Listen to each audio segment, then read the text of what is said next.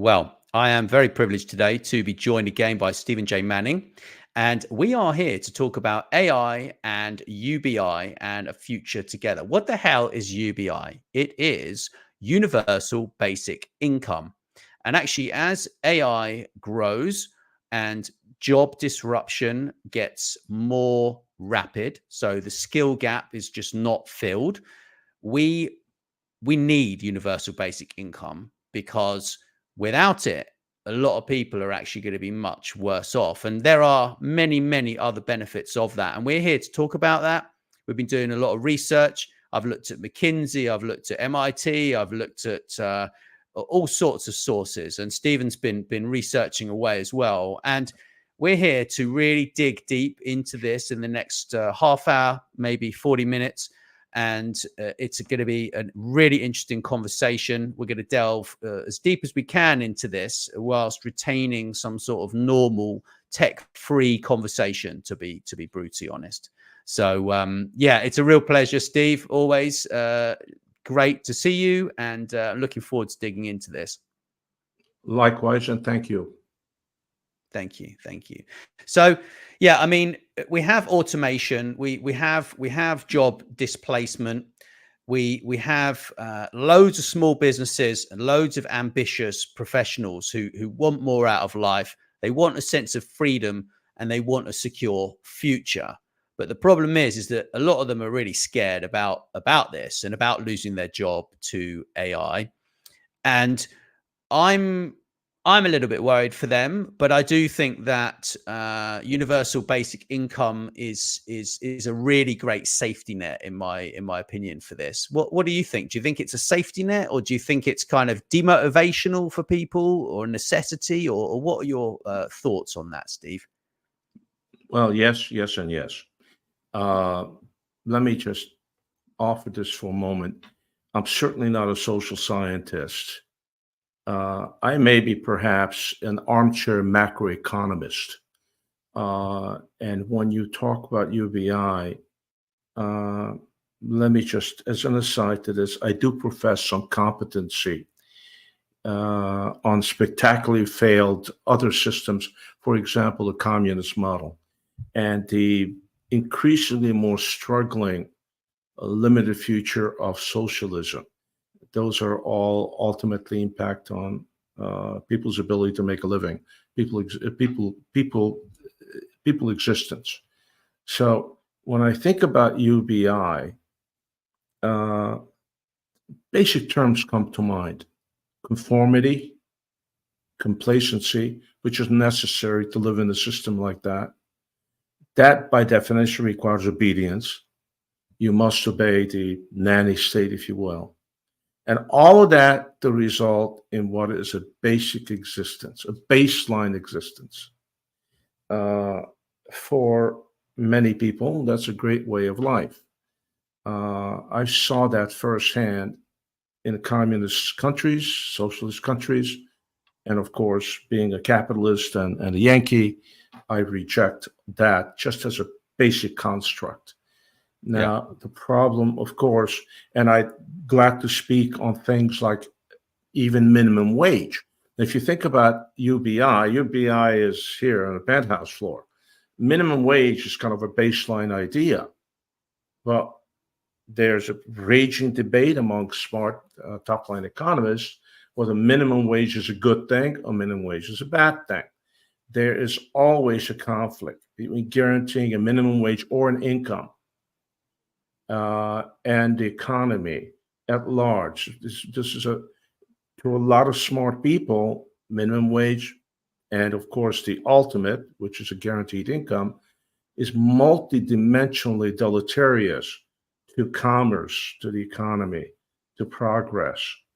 So if you think about things like minimum wage, for example, the effects on prices, thus revenues, thus the ability of businesses to maintain their workforce, much less increase the workforce, particularly in vertical businesses, it's enormously challenging. You want a real-time example? Take a look at my state, California, the 5th largest economy in the world, by the way. that's reeling from an increase of minimum wage to fast food workers. There's 500,000 of those in California alone. It's now by law, X dollars. It's a couple dollars more than minimum wage. There are layoffs, there are massive hits to revenues. There are chains closing down. And one of the California dreaming favorites, In-N-Out Burgers. For the first time in decades, raised their prices consistent with the increase on that wage. Imagine if we scale all that down, we guarantee an income for everyone, and then what happens? All those people at that income level can no longer afford a burger. As it is, you can pay $25 for a burger and fries and all that at a McDonald's in New York City. McDonald's is not happy with that. I have some insight in their statistics. It's kind of scary to see what happens to business that's truly universal when you start imposing income requirements for certain people. Now, I'm not the one to pontificate on stop minimum wage, because my altruistic side says people should be able to eat and drink and pay for clothes and raise their children. On the other hand, if you don't have a job, you can't do that anyway. So you raise those income levels higher, or just guarantee it. You don't have to go to work. What are you going to do? You're going to be complacency. You have to obey the system. You become a nanny state word. You have a baseline existence. If that does not spell to stopping progress, I don't know what does. But this is a very, very big topic. You and I talked about it. You want to talk about workforce reskilling, reskilling. What do you do with millions of people that are out of work because the machines do it better? And I don't want to move back to something we did a week ago, which I thought was really relevant when we talked about what happens, singularity, the machines really take over, then we have to guarantee income because millions of people lose their jobs. Well, I continue to talk about the hierarchy of machines, hierarchy of people, how they peacefully coexist and go in future. But what happens as AI gallops ahead unimpeded? And now you have millions of people whose jobs are absolutely superfluous. What do you do with those people? Do you think you can reskill them contemporaneously? To do what? To do what? Well, to write code? No. However, and I'm glad to get into it. I do have some thought on what I hope happens, and I can see happening, which would be a cataclysmic shift in where business is conducted in countries like America. I speak more authoritatively about US than anywhere else, but I can see potential for AI to change the business paradigm where these people, we're not going to reskill people in AI concept. We can, in fact, allow people to learn, self-teach, make use of software, to use AI differently than they ever conceived they might. And that might just change the entire business paradigm. A shift from big business to small business, cataclysmically so. Millions of people who are quality folks, because they are intrinsically education experience, they have to find something relevant to do. Yeah. And you know what? I can see myself running a shoe repair shop with 2 machines. If I can do that really well and make a very good living. I've run $1 billion business, and I've run a $3 million business that made $1 million a year. And I've run a big business that's eked out money. Fortunately for me, I've never experienced the downside of big business, but I certainly have clients, multi-billion-dollar businesses that lose multi-billion dollars. It's a funny thing. If you and I become unemployed entirely, you and I, today, for the next 12 months, we will make a lot more money than a significant percentage of the Fortune 100. They'll lose billions and millions. You and I will make nothing, unemployment money, but we're more successful. True. Okay. Anyway, I'll let you guide the conversation because Steve, you I said some strong a lot. Feelings on this, but You've just dug into literally so much stuff, and I've got some notes here which I'm kind of looking at, and really don't know what to where to start, if I'm honest. I mean, I think let's start with what sort of things I see happening, and what MIT sees happening, and what I've learned from kind of understanding how the shifts in work is growing, right? So from what I can see, skilled workers are like, for example, people who work with their hands. So if you are a woodsman and you are a carpenter and you are people like this, and you have a service-based business, you are less likely, I think, in the short term to suffer from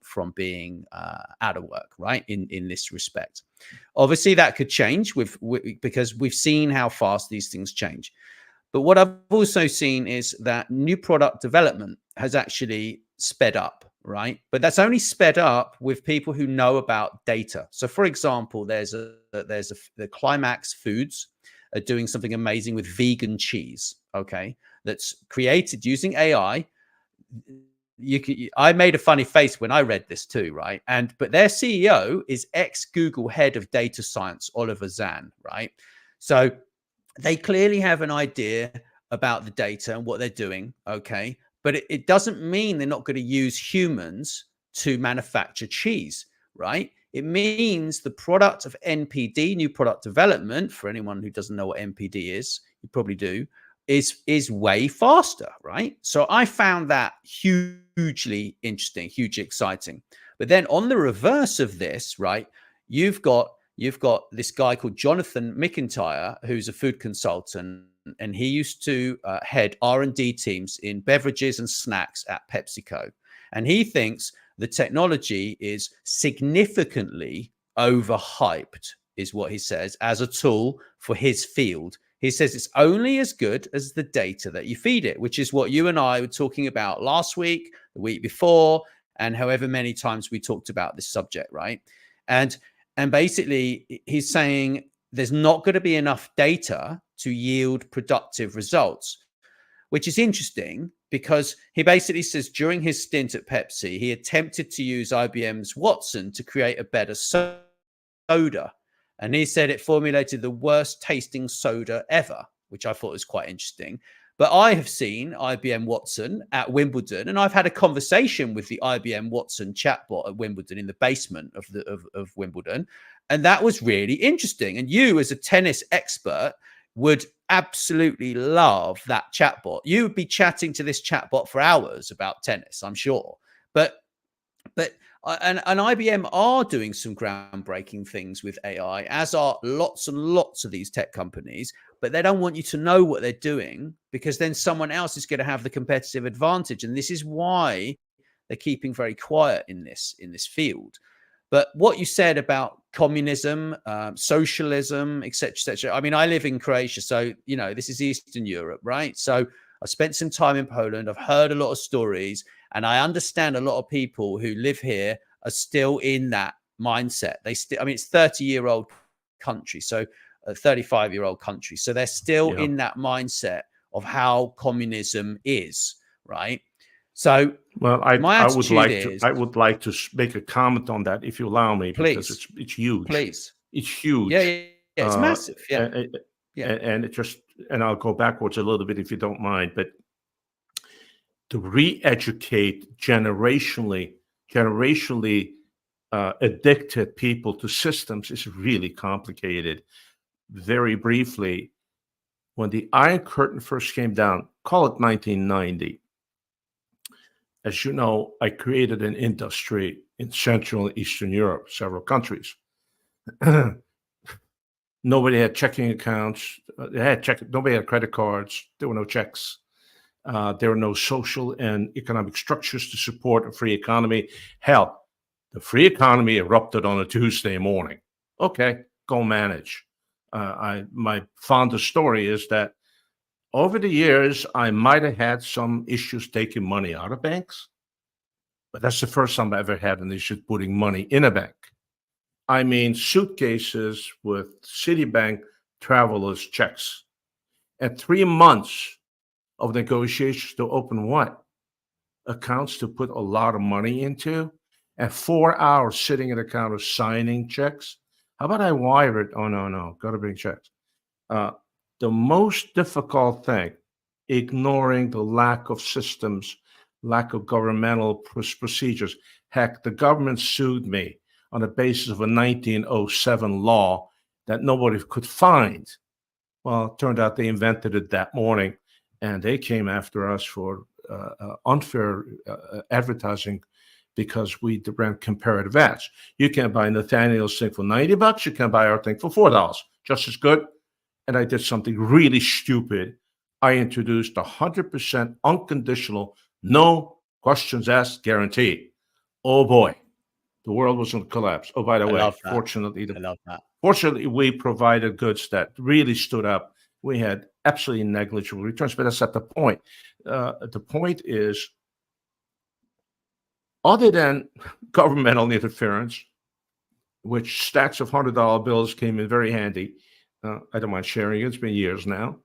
Other than that, the most challenging thing was to explain to the workforce that when I introduced incentive, the big American actually meant it. Are you kidding? If this is the task for the week, if you all finish this by midnight Sunday, you get X more per order that we process. And that will be wired to your account. Took me a year until they believed it, and only believed it when they hit the benchmarks 2 weeks in a row. And at 4 a.m, they call me in LA and say, I found $1,200 in my account in Austria. What did that come from you? Do you have can you multiply X of those times Y dollars? It's in dollars. Well, you meant it. Well, I meant it for last year. The point is, here's a working population that is used to a guaranteed income, guaranteed health care, food subsidies, guaranteed health care, which is, again, I mentioned that twice because that's huge, and including drugs, and a subsistence level of living, which of course spawns a black economy, the underground stuff, where the dentist never has a plumber's bill. The plumber never pays for dental work, basically.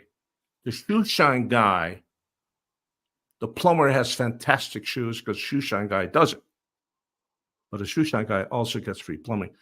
Now, that may very well be something that we will experience in sophisticated economies like the United States, trade economies. By the way, it exists in good parts of Europe at a very interesting level. I'm familiar with the Scandinavian models and all that, but okay. I want to go back to something you said. Speaking of Oliver Zent and making cheese, I met this cheesemaker in a little store in a city called Courmayeur. It's on the foot of Mont Blanc on the Italian side. It's one of the most spectacular places in the world. I skied Courmayeur. More importantly, I used to walk into this cheese shop all the time and buy a lot of great cheese. He had 1,400 cheeses and all that stuff, and would sit on the bench and eat. With all due respect to Mr. Zent, who is brilliant, I think I'm going to have Hans's cheese as long as his family makes it.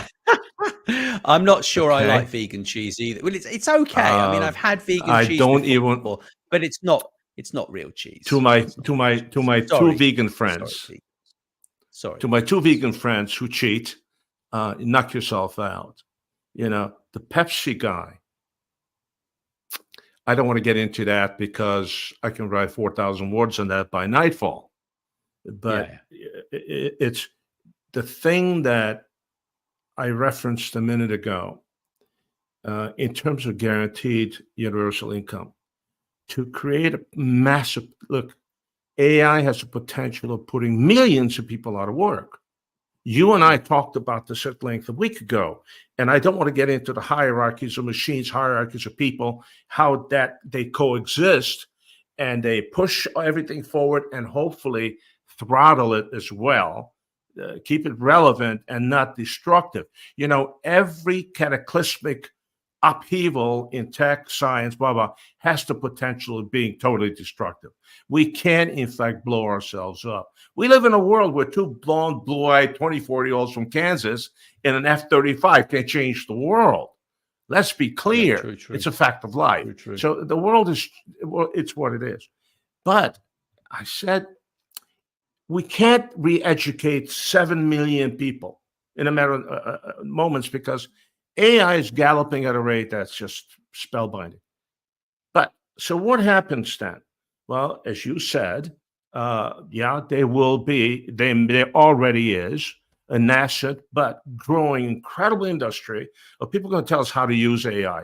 We can't make it, we can't change it, but we can learn how to use it. And then how to partake in the benefits of that.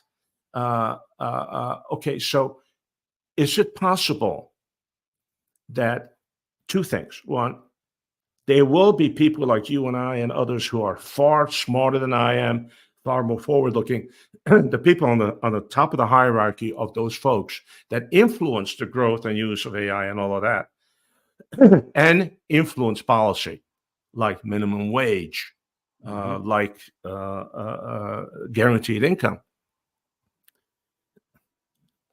can hold that genie down or guide it long enough where a lot of us will figure out we can't all own a bed and breakfast in Connecticut. If you look at who owns bed and breakfast in Connecticut, you'll find there's a lot of those that are my great-grandfather owned it. And then you have a software engineer from Des Moines. And then you have I think my great-grandfather had a had a vineyard in Connecticut. But next door is a massive portfolio manager in New York who said, this is not a way to live. I haven't seen my kids in 4 years, buys a bed and breakfast. We can't all do that. But we will all, many of us will sit around and say, what exactly am I going to do to feed myself and my family and all of that? You know, this is not meant to be a joke, but every one of us in LA who have some, if you will, wherewithal or success, at one point or twice or three times or 7,000 times, we said, this is just too darn complicated. My God, dealing with all the taxes, regulatory agencies, competition at every level. I don't want to talk to the Attorney General of the state of Missouri again. I didn't like it the last time. You know what? I would love to own a Tommy's chili burger stand. There's something called a Tommy's in LA. It's an institution. You go there and there are lines all the time for what is an ordinary chili burger. In fact, half the people that they are lawyers from the courthouses downtown. If you come to LA, you and I go to Tommy's for a chili burger. We all want to have a Tommy's because a line there 20 hours a day. I mean, no, but it's when I come to LA again, yeah. But when you come to LA, but we need to address. I've got to interrupt you. But let me finish, because there's a point there somewhere. There's a pony among all this horse rubbish. There's a pony somewhere. The pony is that we've all wanted to do that, and I'll tell you what else we've all wanted to do. Because you know what? Imagine just run a hamburger joint. Forget all this, and then you put a pencil to it and say, "Wait a minute now." That's not going to buy expensive cars. It's a good business. And then every one of us wants to drive a big semi-truck. You know why? I am so frustrated in business. I'm going to drive a semi-truck. Nobody's going to make a bad left turn in front of me. That said, when I don't have an option, I'm going to look around and say, what cottage business can I create and use AI? I don't know how to fix shoes, but AI does. I don't know how to read X-rays, but AI does. I'm picking two technically polar opposites. And I think that is a possibility in our future as AI takes over the world. No, it's not.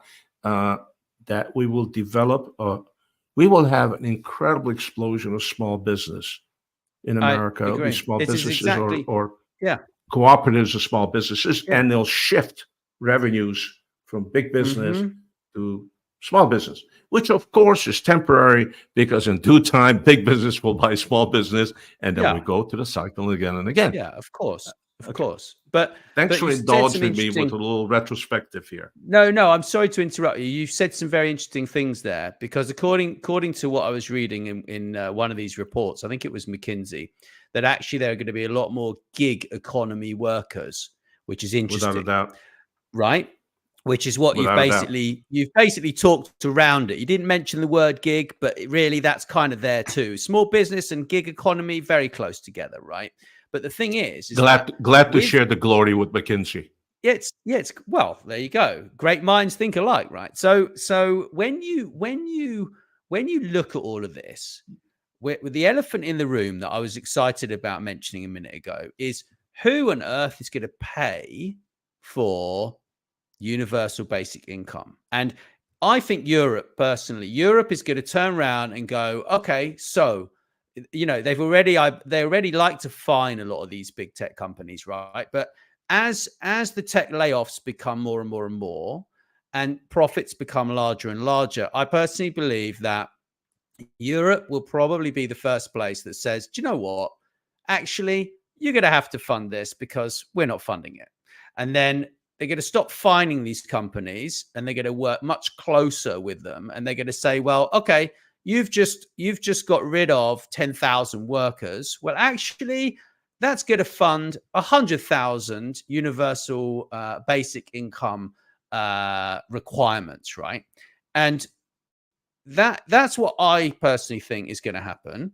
I think it's very interesting because the way that this skills gap is going to work is that people can eventually upskill themselves. They're eventually going to be able to do something new, right? They will eventually. And this has happened throughout the history of time and disruption, right? I mean, when you sort of go back in the day and you look at the amount of millions of people that have actually been displaced due to new jobs that have basically come into play. I was trying to find something that I wrote here on my 4 pages of notes, and I can't find it. But basically, since 2000, so many of these jobs that are in marketing, as one example, didn't even exist in 2000. Let alone maybe not even 2015, right? If you actually look at it, or even 2020, some of these jobs. But in my personal opinion, I think we need to embrace this change in work. We need to actually embrace it, and we need to turn around and say, well, do you know what? I'm actually going to enjoy life a bit more than I was before. And I did an experiment. I didn't work for a number of months. I'm not going to say how many because it was kind of a bit greedy, really. But I didn't work for a number of months.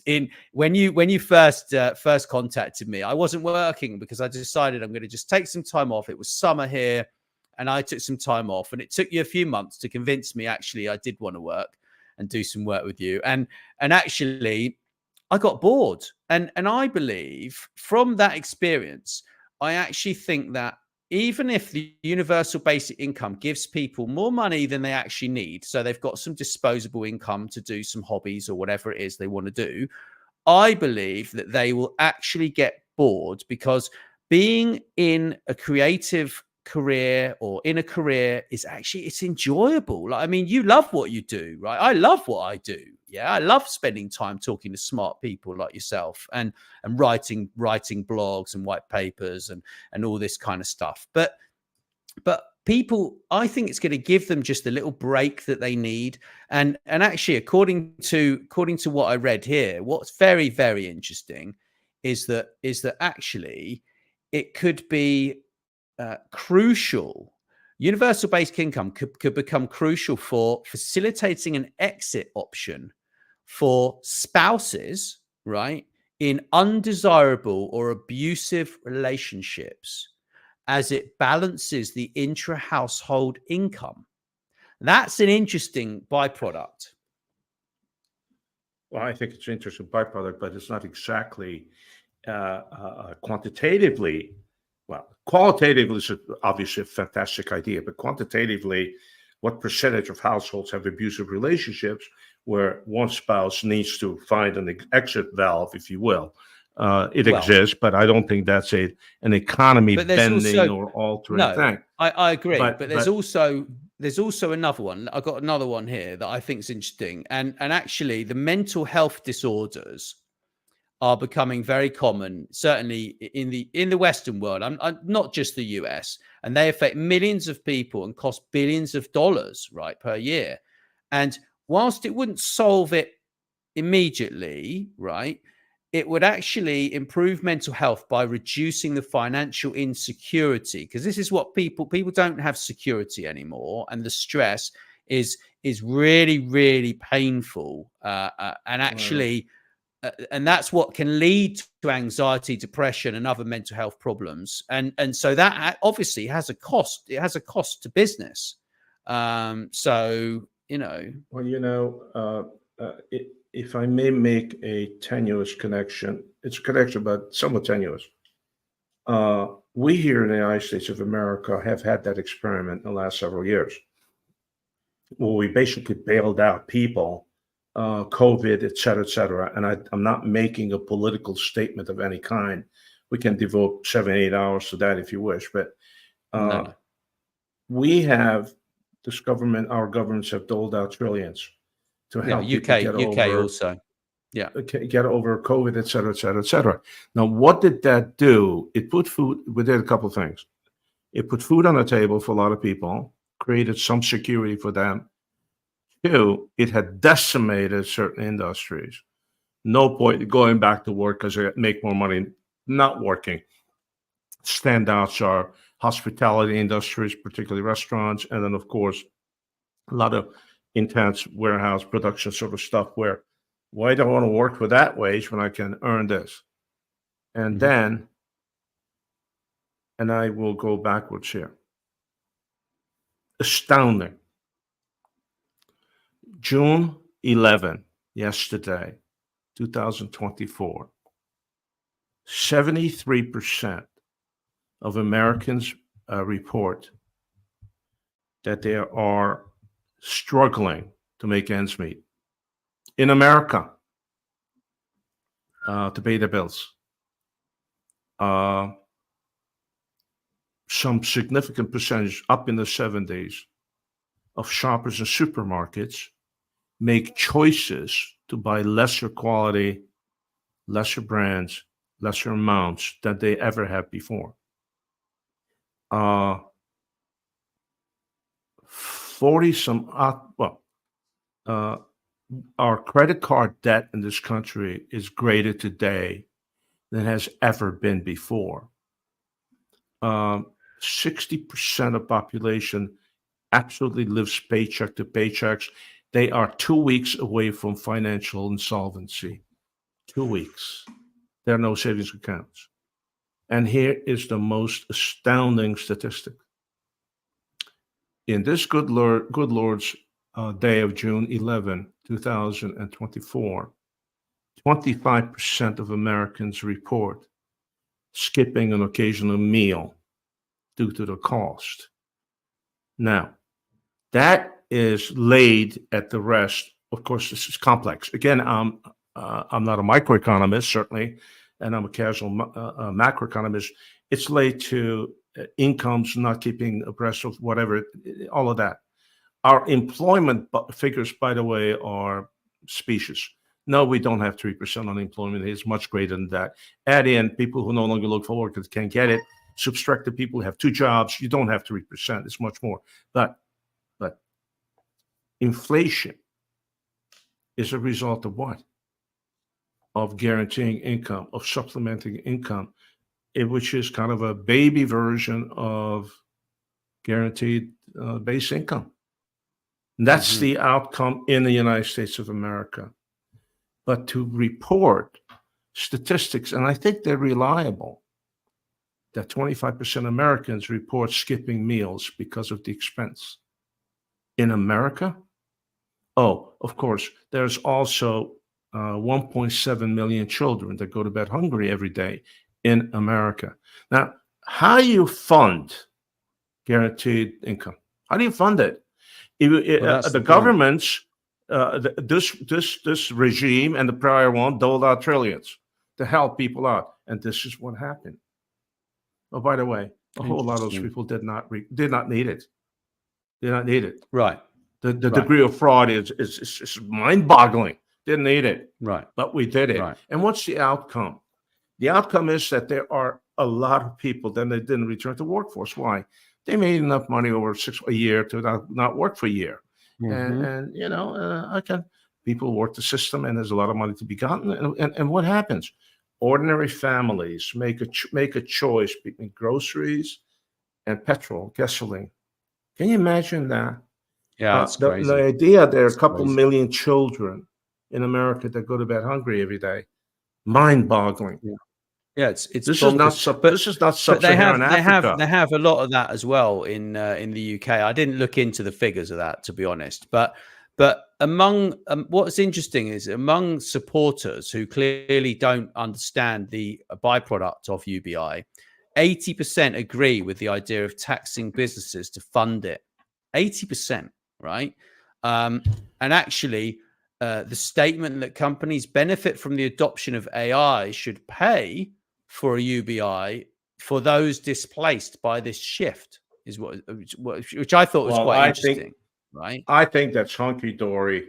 I live in the state of California, which is, again, the 5th largest economy in the world, and it's an absolute disaster for business.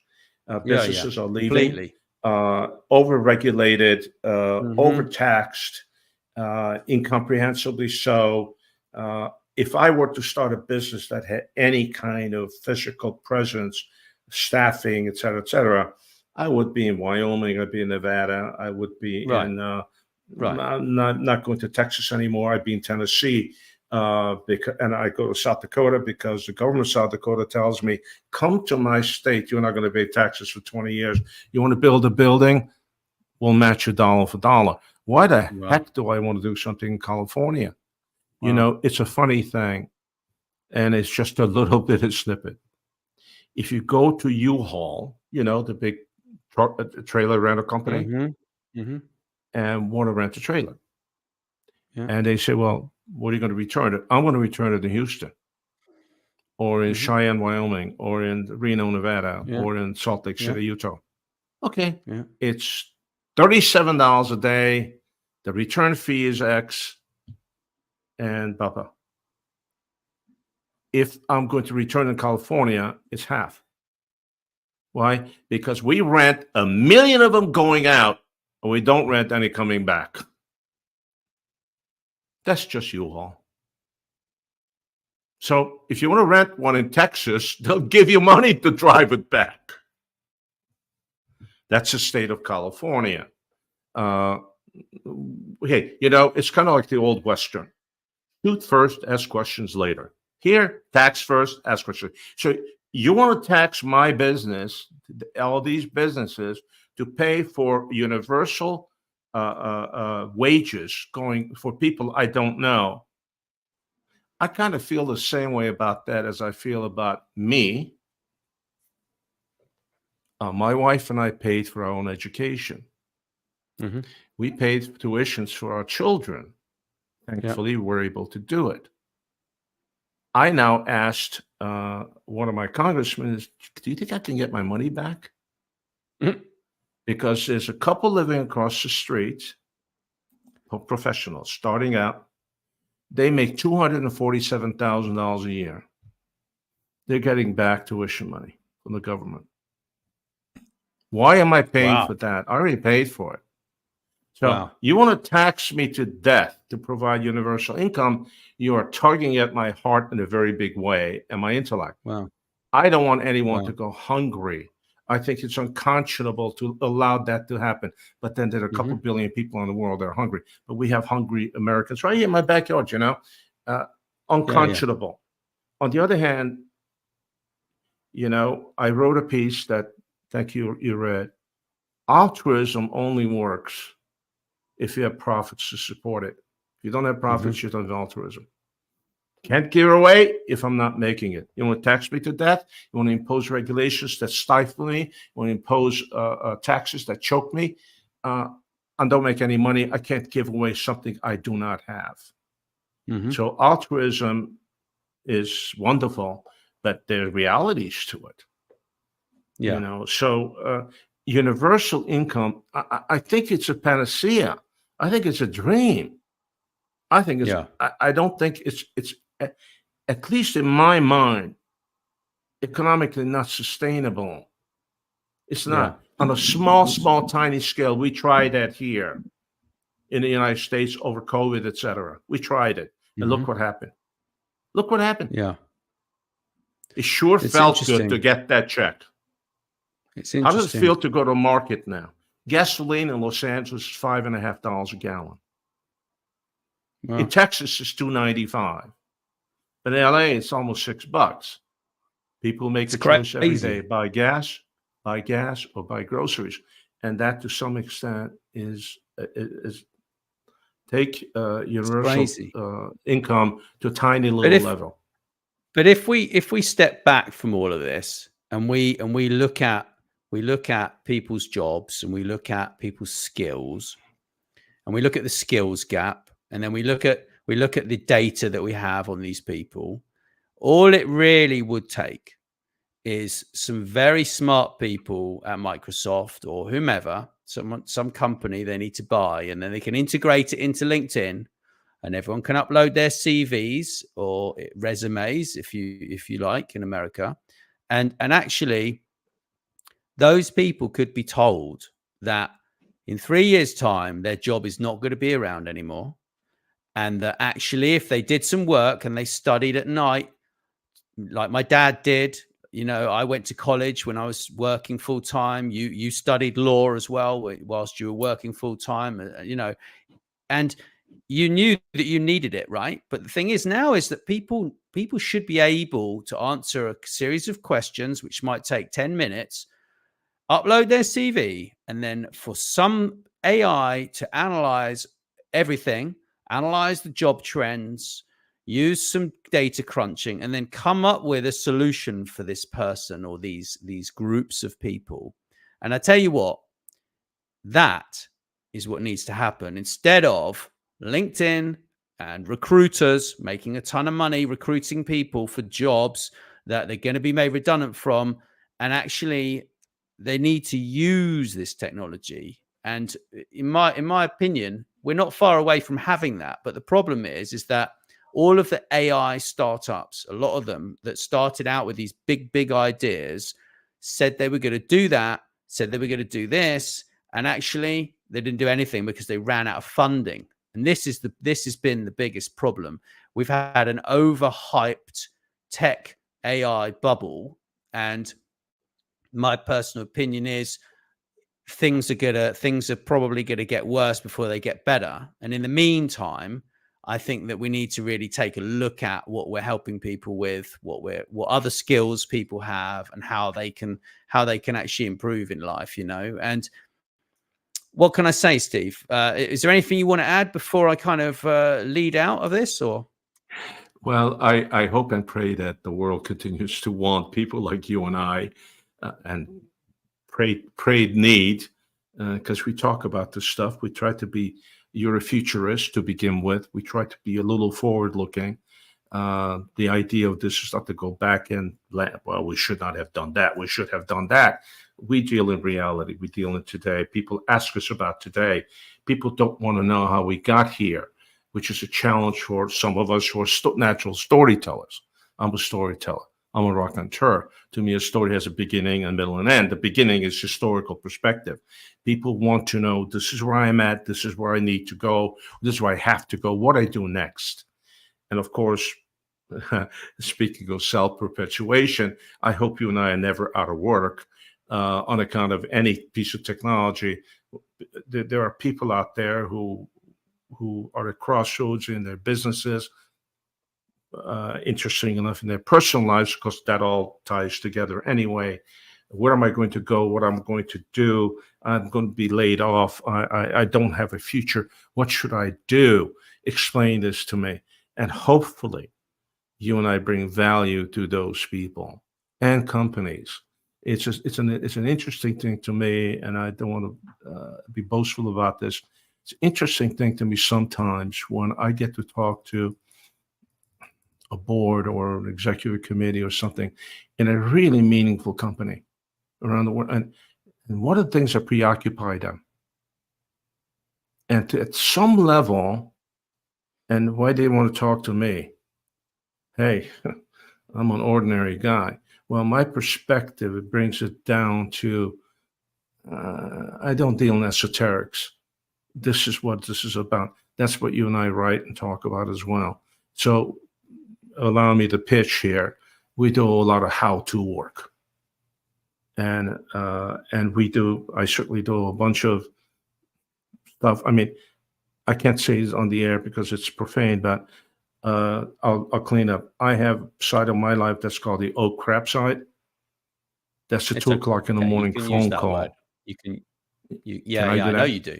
But I was going to use the S word because it's more bombastic. No, you can't use that word. It's the phone call that said something happened to us as a business or us as individuals, and now what? Of course, typically the people who call already know the now what. They just, they know how to swim. They just need somebody to push them in the pool. So the guy gets to say, well, they have a swimming pool. Let's go find one. I'll push you in the water. Now here's how you swim. So that's something that we offer to our audience. And I hope that anybody watching, listening to this, please feel free to take us up on that. It's something that we do kind of 18 hours a day, one way or another. Yeah, feel free to reach out to Steve or I. We also create content. Many companies struggle with creating the right content. Recently, I did an interview with Intel, which is very interesting. Wrote a blog around that. Worked with a lot of other tech companies, including Appian, that do low code, no code, AI, and that kind of stuff. And we also understand that companies have a problem with this content and creating it because AI writing tools and different content creation tools have amplified their problem. Enough companies do not differentiate between the utilitarian need for all matter of AI and the window dressing they feel they may have and must have. And what do we provide our clients on top of what Steve has said? Some of that follows. We do content production for forward-thinking brands and ambitious individuals, podcasts, white papers, deep dive industry reports, and explainer videos. Whether it is a white paper, a deep dive industry report, or an explainer video or podcast, Stephen Manning, and me, Nathaniel Schooler, will give you a custom generated hardcore information and guidance around whatever area you need that help with. And if you have an audience, we will provide you with all you need to tell your story, to captivate and entice your audience, to ensure that they understand who you are, what you do, and why they should pay attention to you. And of course, why they should buy from you. Remember, as Stephen says, this Manningism, nothing happens until you sell something. So if you would like to hear more to the point, no frills and usable implications and reality of AI, Stephen and I are creating industry specific reports and white papers on much of the breadth of the massive AI topic. Of course, the big pink elephant in the room, how AI will affect your job and industry moving forward. And you can contact me on LinkedIn or on info@influentialvisions.com if you would like us to tailor something specifically for you. And we will be creating some show notes which will go with this interview. So thank you once again. Appreciate you joining me, Steve, and appreciate everyone who takes the time out of their day to listen to us joust.